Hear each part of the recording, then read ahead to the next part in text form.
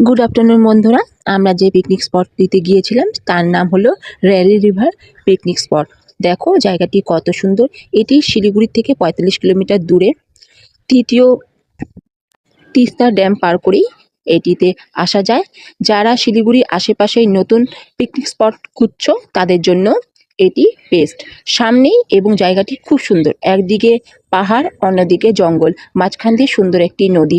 নদীর পাশে নিচে পাথর দিয়ে ঘেরা এবং উপরে অনেকটা জায়গা জুড়ে প্রায় সমতল, যেখানে পিকনিক করা যাবে। এখানে একসঙ্গে অনেক গাড়ি আসতে পারবে এবং দাঁড়িয়ে পিকনিক করতে পারবে। রান্না বান্নার কোনো অসুবিধা হবে না।